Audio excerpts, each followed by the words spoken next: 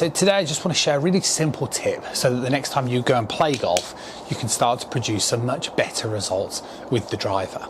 Now, what tends to happen with golfers that I meet is that they are pretty successful with the shorter clubs, so striking the ball pretty consistent, and that would sort of carry on up to about a 7-iron, something like that. And then what happens is golfers start to struggle, start to give them a longer club. They can't quite control the same aspects. They can't control the contact, they can't control the club face. And a lot to this has to do with how the hands are moving in the swing, and particularly when you get to this one, the longest club, the driver. Because we sort of know that we're supposed to hit up on the ball, and we know we're probably trying to get this feeling of closing the face, especially for those of you that are trying to play more of a draw bias shape with the driver. But the thing that often gets neglected is the importance of the start of the downswing. And when I'm teaching golfers, this is often the thing that just makes the biggest difference, where you don't feel like you're trying to hit it any harder, but because you become much more efficient with the hit, you start to gain those sneaky more yards more of the time. So what we need to do is you need to put a bit of an emphasis into what's known as our hand path. So if I take my backswing position, what happens with most amateur golfers, the ones that struggle with the driver, they still have this sort of tendency as they pull the club down to start the downswing position. And as they sort of pull the club down in this sort of phase here, see the way the hands come sort of downward like so.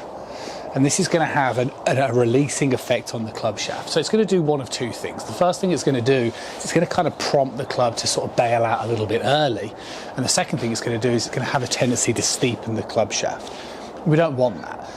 The thing that we're looking for is we want to kind of give this golf club a real free ride between the top of the backswing position and about lead arm horizontal. So between this position here and this position here, we don't really want to get an active sense that we're yanking the club down.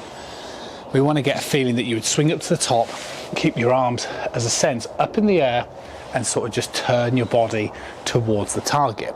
Now at this point in the golf swing, then you can actively get more of a feeling of pulling your hands down and work on that sort of release to get that club face square.